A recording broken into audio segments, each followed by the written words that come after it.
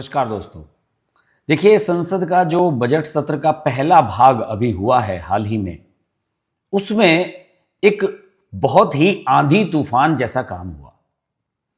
मनोज नरवणे पूर्व सेना अध्यक्ष की किताब को लेकर जिद पर अड़े रहे राहुल गांधी, और वो ये लगातार कहते रहे कि मैं पार्लियामेंट में इसके अंश पढ़ना चाहता हूं। हालांकि किताब अभी अप्रकाशित है। उन्होंने इसको लेकर के लगभग 8-10 दिन खराब किए, और इसके बाद फिर एक ऐसा घटनाक्रम हुआ जिसकी किसी ने कल्पना नहीं की थी।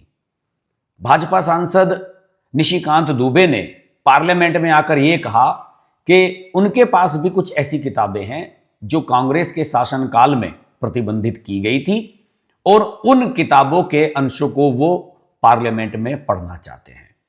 उन्होंने इंदिरा गांधी के संबंधों को लेकर के सवाल उठाए, और लॉर्ड माउंटबेटन की जो वाइफ थी एडविना, उनके साथ पंडित जवाहरलाल नेहरू के संबंधों की बात कही, और पार्लियामेंट में आकर उन्होंने कई ऐसे खुलासे किए जो जनता जानती जरूर है, लेकिन आज तक उसे कहने की हिम्मत किसी ने नहीं की। इन सब चीजों को डॉक्यूमेंटेशन किया गया है, लोगों ने किताबें लिखी हैं, लेकिन आश्चर्य की बात यह देखिए कि आज तक इनमें से कोई किताब रिलीज नहीं हुई है। निशिकांत दुबे ने इस मामले को और आगे बढ़ाया। उन्होंने कहा कि लगभग ऐसी 100-150 के करीब किताबें हैं जो कांग्रेस के शासनकाल में बैन की गई थी, और मैं उन सब को लेकर के एक लाइब्रेरी खोलूंगा। यह बात थोड़ी सी सोचने में ऐसी लगती है कि निशिकांत दुबे मजाक कर रहे हैं या व्यंग में कह रहे हैं, लेकिन वास्तव में ऐसी किताबें हैं जिन्हें डॉक्यूमेंट किया गया है, प्रमाणित किया गया है, लेकिन उन्हें प्रकाशित नहीं किया गया है। इस देश में दोस्तों वो होता रहा है जिसकी आप और हम कल्पना नहीं कर सकते।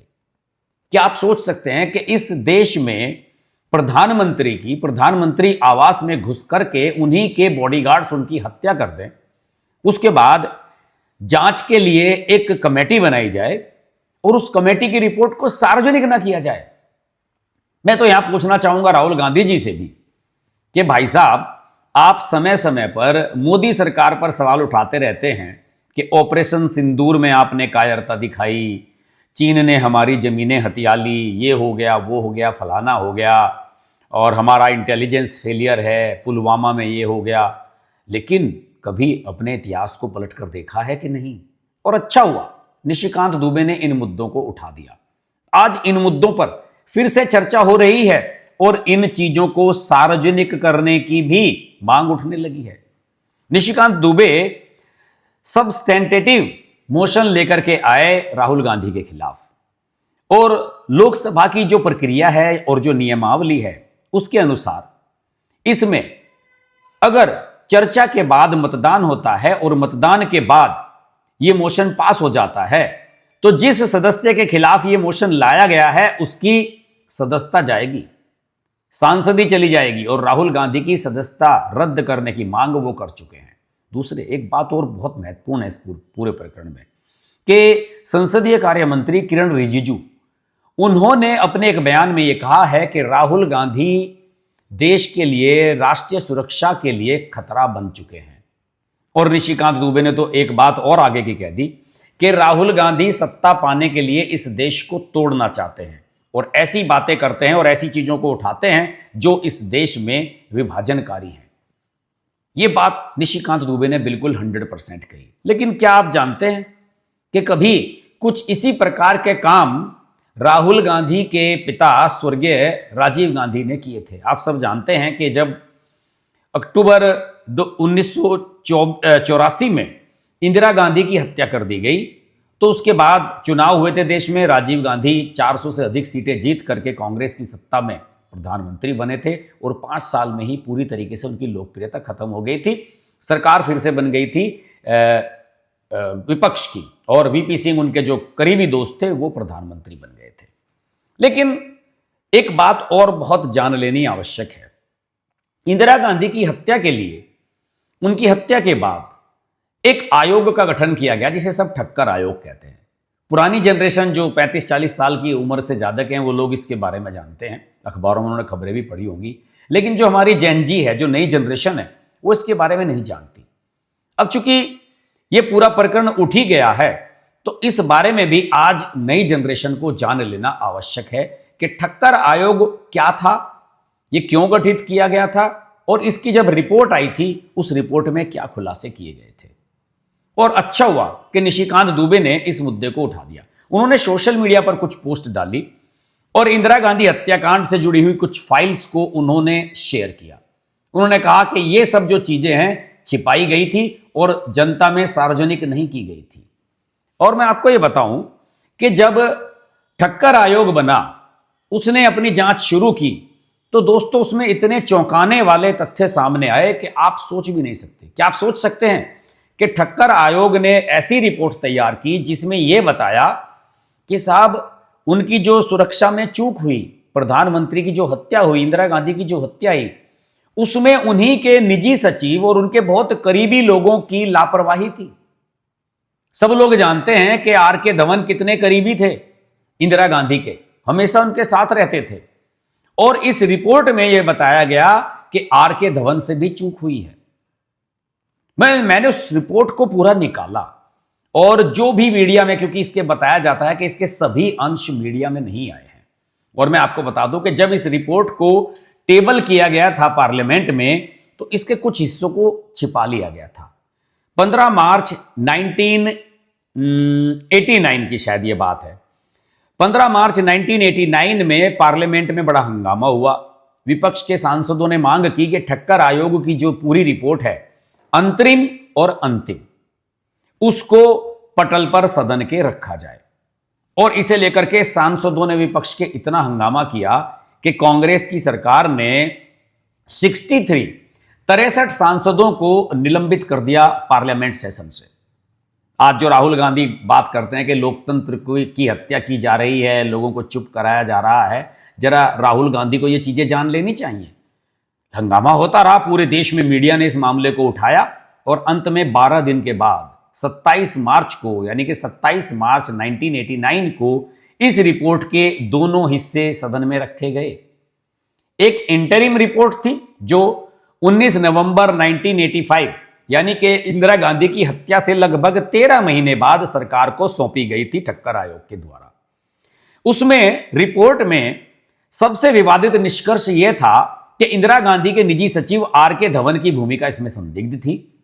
न्यायमूर्ति जो ठक्कर इसके अध्यक्ष थे, उन्होंने यह उल्लेख किया कि जो हत्यारे थे बेंत सिंह और सतवंत सिंह, आप जानते ही हैं, दोनों सिख बॉडीगार्ड्स थे इंदिरा गांधी के, उन्होंने ही उनको गोलियों से भून दिया था। उन्होंने कहा कि उनकी ड्यूटी का समय धवन द्वारा बदला गया था ताकि वे उस समय गेट पर मौजूद रहें जब इंदिरा गांधी बाहर आए अपने आवास से। और धवन की डायरी में इस संबंध में की गई लिखावट को संदेहजनक माना गया। यह था कि ये जो लिखा गया कि आर के धवन ने लिखा है या आर के धवन के अलावा किसी और ने लिखा, ये एक डाउटफुल है, इसका आज तक खुलासा नहीं हुआ है। दूसरे, उस ठक्कर आयोग की रिपोर्ट ने यह भी स्टैब्लिश किया था कि जो सिक्योरिटी मैनुअल है, सुरक्षा का जो मैनुअल है, उसका पालन नहीं किया गया। इंटेलिजेंस ब्यूरो की चेतावनियों के बावजूद सिख अंगरक्षकों की तैनाती की गई, तैनात रहने दिया गया। इसको लेकर के कांग्रेस ने बाद में बड़े लॉजिक्स दिए। क्योंकि ऑपरेशन ब्लू स्टार किया था इंदिरा गांधी ने और गोल्डन टेम्पल में घुसी थी सेनाएं उस समय आतंकवादियों को मारने के लिए, तो सारे सिख नाराज थे। तो ये तर्क दिया गया कि सिख कहीं हमसे नाराज ना हो जाएं, इसलिए उनकी सिक्योरिटी में जानबूझकर सिखों को रखा गया था। हालांकि इंटेलिजेंस ब्यूरो की यह रिपोर्ट थी कि यह सही नहीं है, खतरनाक है, लेकिन यह बताया गया कांग्रेस के द्वारा कि नहीं साहब, ये जानबूझकर ऐसा किया इंदिरा गांधी ने जिससे कि मैसेज दूसरा दिया जा सके। साथ ही जब इंदिरा गांधी को गोलियों से भून दिया गया तो वहां पर यह भी बताया जाता है कि इंदिरा गांधी के अलावा घर पर सोनिया गांधी भी मौजूद थी। और जब सोनिया गांधी, जब गोलियां चलने की आवाज आई तो निश्चित रूप से सोनिया गांधी भी निकल करके बाहर आई होंगी। लेकिन आज तक दोस्तों सोनिया गांधी से बयान नहीं लिया गया। यह भी बताया जाता है कि जितनी भी इसमें जांच हुई है, जितने भी इसमें अधिकारी पोस्टेड हुए, ठक्कर आयोग के जितने भी सदस्य थे, किसी ने भी इंटेरोगेट नहीं किया सोनिया गांधी को, जबकि वो उस घटनाक्रम की आंखों देखी उनके सामने हुई और सारी गतिविधियां उनके सामने हो रही थी। इसके अलावा जब इंदिरा गांधी को एम्स ले जाया गया गोलियां लगने के बाद, उसमें भी बहुत देरी की गई और तब तक इंदिरा गांधी की जान जा चुकी थी। यह सब इस रिपोर्ट में कहा गया है। इसमें एक अंतिम रिपोर्ट आई। उस अंतिम रिपोर्ट में यह कहा कि दिल्ली पुलिस और इंटेलिजेंस ब्यूरो के बीच में कोई कोऑर्डिनेशन नहीं था। यानी कि देश की प्रधानमंत्री की सुरक्षा व्यवस्था बिल्कुल खोखली थी। ये जरा राहुल गांधी को जान लेना चाहिए, शायद उन्हें पता नहीं है। दूसरे, न्यायमूर्ति ठक्कर ने, जो इसके अध्यक्ष थे, उन्होंने यह निष्कर्ष निकाला कि हत्या के पीछे एक गहरी साजिश थी और उन्होंने यह सिफारिश की थी अपनी फाइनल रिपोर्ट में कि इस साजिश की जांच के लिए भी एक अलग से एजेंसी या आयोग नियुक्त किया जाना चाहिए। ठक्कर आयोग केवल इसलिए बनाया गया था कि जो हत्या हुई इंदिरा गांधी की और उसके बाद का जो घटनाक्रम हुआ उसमें कहां पर चूक हुई, उस सब के बारे में थी। लेकिन हत्या के पीछे मनोदशा क्या थी, उसके पीछे साजिश क्या थी, इसका खुलासा नहीं किया गया और ना ही कोई आयोग बनाया गया। इसके अलावा एसआईटी की भी बात इसमें आई। रिपोर्ट के आधार पर जो ठक्कर आयोग की अंतिम रिपोर्ट थी, जो 27 फरवरी 1986 को सरकार को सौंपी गई थी और उसके 3 साल बाद लगभग वो उजागर हुई, उस रिपोर्ट के आधार पर बाद में साजिश के पहलुओं की गहराई से जांच करने के लिए एक एसआईटी का गठन किया गया और जिसमें केहर सिंह और अन्य कई ऐसे लोग हैं जिनके खिलाफ चार्जशीट इसमें दाखिल की गई थी। लेकिन निशिकांत दुबे ने सोशल मीडिया पर जो पोस्ट डाली है उसमें उन्होंने यही मांग उठाई है कि इस रिपोर्ट का एक हिस्सा आज तक छिपाया गया है और उसमें जो संदेह की सुई है ऐसे एक व्यक्ति की तरफ है जिसे कांग्रेस ने दशकों तक संरक्षण दिया।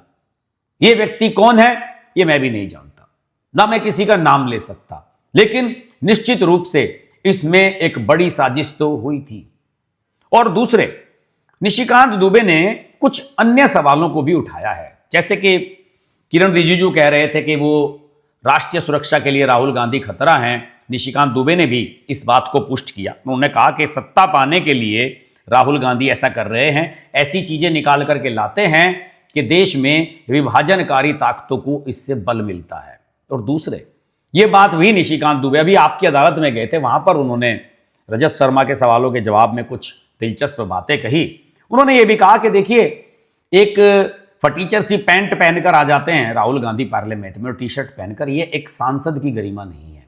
सांसद की गरिमा के अनुरूप उनका आचरण पार्लियामेंट में नहीं है। यह बात तो मैं भी कहता रहा हूं। कभी कुर्ता पजामा भी पहन करके आइए, कम से कम फुल स्लीव शर्ट ही पहन करके आइए, पैंट शर्ट ही पहनकर आ जाइए। अरविंद केजरीवाल जैसी हाफ स्लीव शर्ट ही पहन करके आ जाइए, लेकिन टी शर्ट पहन करके आना, यहां तक बाजू चढ़ा लेना, ये शोभा नहीं देता राहुल गांधी को। लेकिन क्या है कि राहुल गांधी संसद को सीरियसली लेते कहां हैं। वो तो ये मानते हैं कि हम इस देश के राजा हैं और इस देश में जो हम चाहेंगे वो होंगे, हम किसी की कुछ मानने वाले हैं नहीं, हमें कोई रोकने टोकने वाला है नहीं। बल्कि उनके मुकाबले मुझे प्रियंका गांधी ठीक ठाक लगती हैं, वो कम से कम एक मर्यादित आचरण तो करती हैं। और राहुल गांधी के बारे में तो ऐसा लगता है कि जैसे आर्टिफिशियल इंटेलिजेंस में आपको कोई पिक्चर बनवानी है या कोई स्टोरी बनवानी है या कोई आपको रिसर्च करनी है तो आपको एक प्रॉम्प्ट लिखना पड़ता है कि भाई ऐसे ऐसे ऐसे ऐसे करके दिखाइए। तो राहुल गांधी वही है। पार्लियामेंट में जब उन्हें प्रॉम्प्ट कर दिया गया कि आपको नरवणे साहब की किताब को पढ़ना है और उसके अंश पढ़ने हैं, तो उससे अलग हटे नहीं। तो राहुल गांधी जो है एआई की तरह बिहेव करने लगे हैं। जबकि इतिहास की जब भी बात होगी तो कांग्रेस पर बड़े सवाल खड़े होंगे और उन सवालों का जवाब राहुल गांधी के पास नहीं होगा, क्योंकि उन्होंने इतिहास के पन्नों को आज तक खंगाल कर देखा ही नहीं। और राहुल गांधी की जो विदेश यात्राएं हैं, उन विदेश यात्राओं को तो लेकर के अक्सर सवाल उठाए गए हैं। वियतनाम, कंबोडिया, पता नहीं कहां कहां जाते रहते हैं। जॉर्ज सोरोस फाउंडेशन के माध्यम से उन्हें फंडिंग की जाती है। यूएस एड से उनको पैसा मिलता है, उनके कार्यक्रमों को स्पॉन्सर किया जाता है। यूएस एड जो दुनिया भर में वामपंथी एजेंडा चलाने वाली एजेंसी है और जिसका बजट बहुत कम कर दिया है डोनाल्ड ट्रंप ने, उसके पैसे से भारत के खिलाफ वो एजेंडा चलाते हैं। तो ये सब बातें दोस्तों ऐसी उछाली गई हैं और निश्चित रूप से मुझे लगता है कि पब्लिक को ये जान लेना चाहिए कि अगर वो जरा सी भी चूक करेंगे तो बहुत बड़ी गलती हो जाएगी। राहुल गांधी पर बिल्कुल भरोसा नहीं किया जाना चाहिए। राहुल गांधी रत्ती भर भी भरोसे के लायक आदमी नहीं है। उनके जो इंडी अलायंस के सदस्य हैं उन्होंने ही राहुल गांधी पर भरोसा करना बंद कर दिया है। यही वजह है कि ओम बिरला के खिलाफ जब कांग्रेस ने एक प्रस्ताव रखा उनको हटाने का उनके पद से, अभी इसी बजट सेशन में ही, तो टीएमसी ने मना कर दिया, बैक ऑफ कर दिया। उन्होंने कहा कि नहीं भाई, हम नहीं जाएंगे इस वाले झंझट में। अभिषेक बनर्जी जो टीएमसी के सांसद हैं, ममता बनर्जी के भतीजे, उन्होंने साफ कहा कि भाई कम से कम पहले आप एक चिट्ठी लिखिए कि ओम बिरला जी या अध्यक्ष जी, आपके व्यवहार से या आपके जो कार्यप्रणाली है उससे हमें ये शिकायतें हैं, आप सीधे ही उनको हटाने का प्रस्ताव कैसे ला सकते हो। तो विपक्ष में भी राहुल गांधी अलग थलग पड़े हुए नजर आ रहे हैं और ये जो सब्सटेंटिव मोशन लेकर के आए हैं निशिकांत दुबे, अगर इस पर सरकार ने सीरियसली काम किया तो बजट सेशन का जो दूसरा पार्ट अभी 9 मार्च से शुरू होने वाला है उसमें राहुल गांधी की सदस्यता जाने में देर नहीं लगेगी। लेकिन इस पर एक देशव्यापी बहस तो निश्चित रूप से शुरू हो गई है कि राहुल गांधी क्या वास्तव में राष्ट्रीय सुरक्षा के लिए खतरा हैं। आप भी कमेंट के माध्यम से हमें अवश्य बताइए कि क्या राहुल गांधी राष्ट्रीय सुरक्षा के लिए वास्तव में खतरा हैं।